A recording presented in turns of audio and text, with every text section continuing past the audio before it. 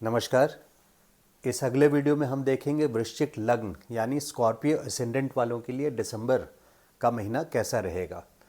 देखिए 2 दिसंबर से 27 दिसंबर एक हैप्पी जर्नी हेडिंग में मैंने लिखा है हैप्पी जर्नी, क्योंकि लग्नेश को शुक्र देख रहे हैं और ये आपकी दो वजहों से ये यात्रा हो सकती है। जर्नी मतलब यात्रा दो वजहों से हो सकती है। एक धर्म के कारण यानी मंदिर वगैरह आप दर्शन के लिए जा सकते हैं।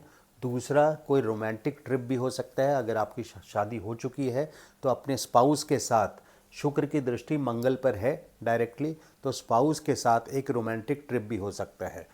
ये लंबी यात्रा है, 9th हाउस, ये थोड़ी छोटी यात्रा है, लेकिन चूंकि शुक्र की दृष्टि मंगल पर है और म्यूचुअल एक्सचेंज है, मंगल की दृष्टि शुक्र पर है, तो यात्रा चाहे शॉर्ट हो या लॉन्ग हो लेकिन वो रोमांटिक भी हो सकती है और यात्रा का योग बन रहा है। तो आप यात्रा अगर प्लान कर रहे हैं, जर्नी अगर प्लान कर रहे हैं, तो वो सक्सेसफुल जर्नी होगी।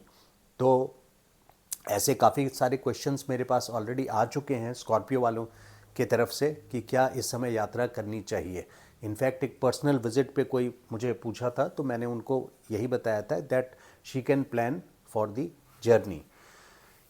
सिर्फ जर्नी की बात नहीं है, 2 दिसंबर से 27 दिसंबर तक लगभग ये पूरा दिसंबर ही होता है। शुक्र वैसे भी कंफर्ट, सुख सुविधा देने वाला ग्रह है। 2 दिसंबर से 27 दिसंबर तक शुक्र का गोचर तीसरे भाव से है और यहाँ से ये देखेंगे डायरेक्टली आपके नवम भाव को, जिसमें मंगल पहले से स्थित हैं। मंगल यहाँ नीच राशि के हैं, वक्री हैं, ये सारी बातें ठीक है, लेकिन जब शुक्र की दृष्टि पड़ रही है तो 2 दिसंबर से 27 दिसंबर तक आपको सुख सुविधा, आराम मिलेगा और हो सकता है किसी पार्टी वार्टी फंक्शंस में भी आप जा सकते हैं 2 दिसंबर से 27 दिसंबर तक। किसी सेलिब्रेशन में, बर्थडे सेलिब्रेशन में आपकी इनविटेशन हो सकती है। ये भी हो सकता है क्योंकि ये पड़ोस का भी घर है कि आप पड़ोस में आपको कोई इनविटेशन मिले। पड़ोसी के साथ रिलेशनशिप में मधुरता आएगी, स्वीटनेस आएगा, क्योंकि यहाँ पे कोई ना कोई संबंध आपका और पड़ोसी का भी दिख रहा है। तो पड़ोसी के साथ स्वीटनेस रिलेशनशिप, अगर कोई वाद विवाद पहले से हुआ है या बहुत दिनों से आप मिले नहीं हैं, तो ये बेस्ट टाइम है उनसे courtesy note and sweet notes exchange करने का और अपने रिलेशंस को इम्प्रूव करने का। हार्ड वर्क आपके लिए कंटिन्यूड है। हार्ड वर्क इसलिए बोल रहा हूँ मैं क्योंकि शनि की दृष्टि जो आपके चौथे भाव में है, शनि की दृष्टि अभी कर्म स्थान पर पड़ रही है और ऐसा 2025 मई तक, मार्च 2025 तक रहेगा। मार्च 2025 तक शनि की दृष्टि, सीधी दृष्टि, सात सप्तम दृष्टि आपके कर्म स्थान पे पड़ रही है। तो शनि हार्ड वर्क के बिना, मेहनत के बिना आपको फल नहीं देंगे। तो यहाँ पे हार्ड वर्क आपको कंटिन्यू करना है। हालांकि जहाँ प्रोफेशन की बात कर रहे हैं वहाँ 16 नवंबर से पहले, 16 नवंबर से पहले जब आपके लग्न में सूर्य नहीं आए थे, आपके कर्मेश हैं सूर्य आपके कर्मेश हैं और जब 12वें स्थान में थे 15 अक्टूबर से 16 नवंबर या 15 अक्टूबर से पहले भी, तो आपके काम धंधे में बहुत अच्छा रिजल्ट नहीं मिल रहा था। 16 नवंबर के बाद से ये सिचुएशन इम्प्रूव हुई है और आपको मान सम्मान प्रतिष्ठा मिलना शुरू हुआ है। 14 दिसंबर तक तो आपको मान सम्मान प्रतिष्ठा ये ज़रूर मिलेगी और 14 दिसंबर के बाद भी ये आपको आपके मेहनत से मिला हुआ फल देंगे 14 दिसंबर से 13 जनवरी तक, क्योंकि सूर्य आ जाएंगे आपके दूसरे भाव में जो कि आय का स्थान है, यानी इनकम का स्थान है। तो कर्मेश अगर सेकंड हाउस में आए तो अपने कर्म से आप आय करेंगे, यानी आपके कर्म से कैश फ्लो होगा। आय तो आप रेगुलर वे में अगर जॉब पे हैं या बिजनेस में हैं तो रेगुलर एक आते रहता है, जो भी प्रॉफिट्स आपके हैं या सैलरी है तो मंथली आती रहती है। लेकिन यहाँ पे कुछ अच्छा कैश फ्लो दिख रहा है आपके प्रोफेशन से रिलेटेड, व्यापार में है तो इस टाइम को भी आप खास करके नोट करें, और जॉब में भी हैं तो डायरेक्टली या इनडायरेक्टली कोई ना कोई कैश फ्लो आप तक पहुँचेगा 14 दिसंबर से 13 जनवरी तक। तो ये एक फेवरेबल टाइम है। Careful of dispute at home. देखिए आपकी लग्नेश की 8वीं दृष्टि चौथे घर पे पड़ रही है। चौथा घर आपका है घर, 4th हाउस आपका घर है जहाँ आप रहते हैं वहाँ शनि पहले से विराजमान है। तो 8वीं दृष्टि जब शनि के ऊपर मंगल की दृष्टि पड़े या मंगल के ऊपर शनि की दृष्टि पड़े तो ये एक डिस्प्यूटेबल सिचुएशन, मतलब विवादित सिचुएशन क्रिएट कर देता है। तो कहीं ना कहीं हो सकता है कि एक डिस्प्यूटेबल सिचुएशन आपके घर में बन रहा है, उसको आप अवॉइड करें। और ये सिचुएशन 21 जनवरी तक रहेगा, क्योंकि मंगल कर्क राशि में यानी 9वें स्थान में आपके लिए रहेंगे 21 जनवरी तक। और जब चौथे घर की बात कर रहे हैं जहाँ शनि है, तो आपकी माता मतलब आपकी मम्मी को भी रूल करते हैं चौथे घर। तो माता के घर में शनि अपने आप में ये बता रहा है कि मई 2025 तक आपको अपनी माता के हेल्थ के प्रति के सजग रहना चाहिए, केयरफुल रहना चाहिए। उनको हेल्थ से रिलेटेड कोई सिम्टम हो तो उसका अवॉइड ना करें, डॉक्टर कंसल्टेशन वगैरह टाइम पे लें। और तत्काल में यानी 20 अक्टूबर से ही 21 जनवरी तक पूरा ये जो फेज़ है, मंगल की दृष्टि शनि पे पड़ रही है, 8वीं दृष्टि, जिसके वजह से उनकी तबीयत पे असर पड़ सकता है। और अगर ऐसा है तो आप उसको अवॉइड ना करें और टाइमली चीज़ों को अटेंड करें। केयरफुल एट वर्क प्लेस 12 दिसंबर टू 18 दिसंबर।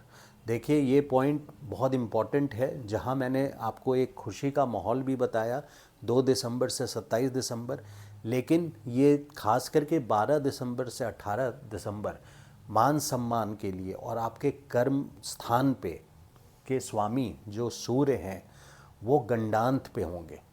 तो गंडांत पे होंगे यानी आपके स्कॉर्पियो, वृश्चिक राशि और धनु राशि के बीच में 3 डिग्री 20 मिनट पहले, यानी 26 डिग्री 20 मिनट से लेकर के 3 डिग्री 26 डिग्री 20 मिनट यहाँ से और 3 डिग्री 20 मिनट धनु राशि में जहाँ मूल नक्षत्र पड़ता है।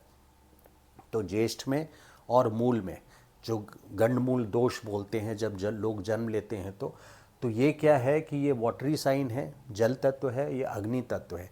जहाँ संधि होती है, यहाँ जहाँ बॉर्डर पड़ता है, वहाँ पे एक बहुत डिस्प्यूटेबल बोलें या डिफ़िकल्ट सिचुएशन सी बनती है, बहुत प्रॉब्लमेटिक सिचुएशन बनती है। जहाँ आप एक इमेजिनरी पिक्चर ले लीजिए पानी और आग का, जहाँ पे मिलना हो रहा है, जहाँ बॉर्डर पड़ रहा है, तो ये बहुत डिफ़िकल्ट सिचुएशन है। ये डेट आपके लिए पड़ रहा है 12 दिसंबर से 18 दिसंबर। वैसे ये सबसे ज़्यादा लागू है सिंह लग्न वालों के लिए, क्योंकि उनके लिए लग्नेश है सूर्य, लेकिन आपके लिए कम नहीं है बिल्कुल भी, क्योंकि सूर्य आपके लिए कर्म स्थान के स्वामी हैं, लॉर्ड हैं, कर्ता धर्ता आपके कर्म स्थान के, प्रोफेशन के, जॉब में हो या बिजनेस में। तो आपके प्रोफेशन में अगर किसी तरह का टसल हो, किसी तरह का वाद विवाद हो, तो उसको अगर आप खींचना शुरू करेंगे 12 तारीख से, तो और डिफ़िकल्ट सिचुएशन में आप पढ़ते चले जाएंगे। तो उसको बेस्ट है लेट गो, क्योंकि गंडांत जो होता है वो एक गांठ की तरह होता है, नॉट। अगर रस्सी को आप गांठ बांध दीजिए और उसको खींचते रहिए तो वो गांठ और टाइट होगा जब तक आप उसको लेट गो नहीं करेंगे, उसको जाने नहीं देंगे। ईगो इशू वगैरह में आप खास करके ना पड़ें 12 दिसंबर से 18 दिसंबर तक। इसके अलावा 2 दिसंबर से 27 दिसंबर मैंने आपको बताया है खुशहाली का माहौल रहेगा। ये स्पेसिफिक पॉइंट था खास करके आपके कर्म से रिलेटेड, कर्म मतलब कर्म स्थान, प्रोफेशन से रिलेटेड, करियर से रिलेटेड।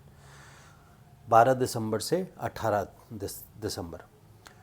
12 दिसंबर के पहले यानी 11 दिसंबर तक भी आपको प्रतिष्ठा मिलेगी, और उसके बाद भी 18 दिसंबर के बाद से पूरा दिसंबर आपको मान सम्मान और प्रतिष्ठा प्राप्त होगा। और उससे खास करके आपको जब सूर्य आ जाएंगे आपके 15 दिसंबर के बाद से, तो 18 आप ले लीजिए, 19 दिसंबर से 13 जनवरी तक मान सम्मान प्रतिष्ठा भी मिलेगी। और उसके साथ साथ कहीं न कहीं आपके प्रोफेशन से ही आया हुआ कैश फ्लो होगा, इनकम होगा, जो आपके बैंक अकाउंट तक पहुंचेगा। तो ये बिज़नेस वालों के लिए भी लागू है और सैलरीड पर्सनल्स के लिए भी लागू है। देखिए अब हम ज़रा सा कैश फ्लो की हमने बात कर ली, सम कैश फ्लो। देखिए और कैश फ्लो की अगर बात कर रहे हैं तो एक पीरियड जो आ रहा है सम कैश फ्लो, क्योंकि 11th लॉर्ड जो आपके बुध हैं इस वक्त लग्न में है, बुध आदित्य योग बन रहा है लग्न में ना, जो कि बृहस्पति से दृष्टि पड़ रही है बुध आदित्य योग पे, तो आपको मान सम्मान में और बढ़ोतरी देंगे। और यही बुध जो 11th लाभ स्थान के स्वामी हैं वो दूसरे स्थान में पहुंचेंगे 3 जनवरी के बाद से लेकर के 24 जनवरी तक दूसरे भाव में। तो 11th लॉर्ड जब सेकंड में रहेंगे तो फिर से ये एक गुड कैश फ्लो देंगे 3 जनवरी से 24 जनवरी तक। मेरा एक वीडियो है क्या आप धनवान बनेंगे, तो 2 साल पहले मैंने ये वीडियो बनाया था। उसमें से एक पॉइंट है कि 11th लॉर्ड जब सेकंड में जाता है या सेकंड लॉर्ड जब 11th में जाता है, और भी बहुत सारे पॉइंट्स हैं।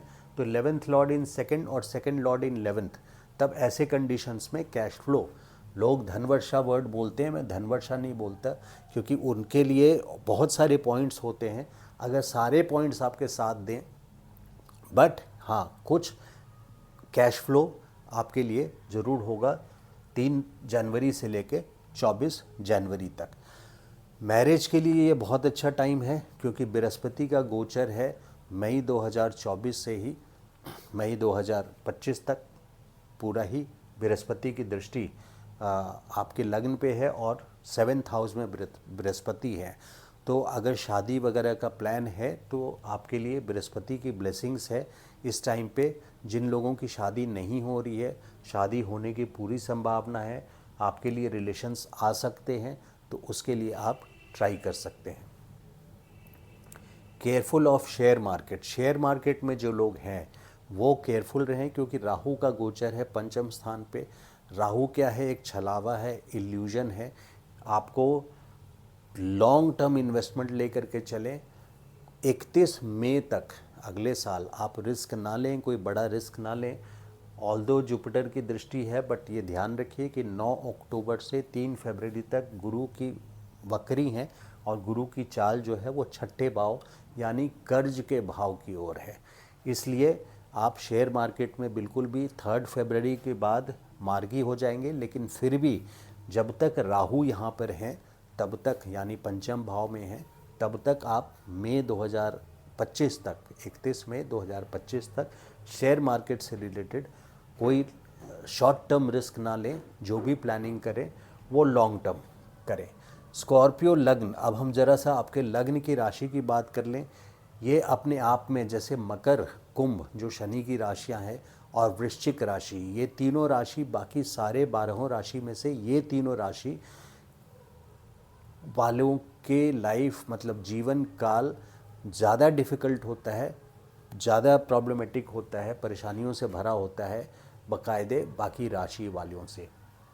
स्कॉर्पियो में बहुत सारी प्रॉब्लम्स आती है, और वृश्चिक आप लोग प्रॉब्लम्स को ढूंढते भी हैं। कहीं ना कहीं आप लोग हर चीज़ को क्वेश्चन करते हैं और उसके विवाद में पड़ते हैं और उसको चैलेंज करते हैं। अक्सरा देखा गया है कि वृश्चिक वालों की लाइफ में कभी ना कभी कोर्ट केस भी होता है, कोर्ट केस में भी पड़ जाते हैं पूरे जीवन काल में। कोई ना कोई ऐसी सिचुएशन आती है जिसमें आप लोग कोर्ट केस में भी पड़ते हैं।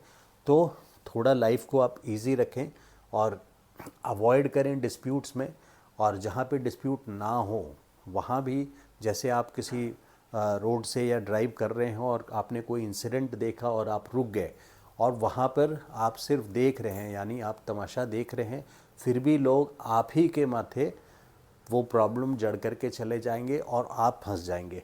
तो ये वृश्चिक लग्न वालों के साथ अक्सर होता है।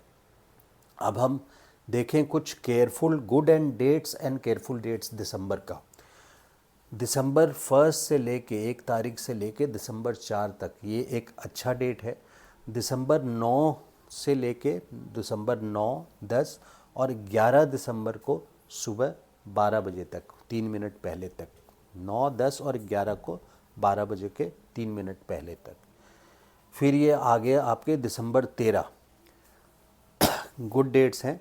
दिसंबर 13 को 1:20 से दिसंबर 15 के 3 बजे दोपहर तक।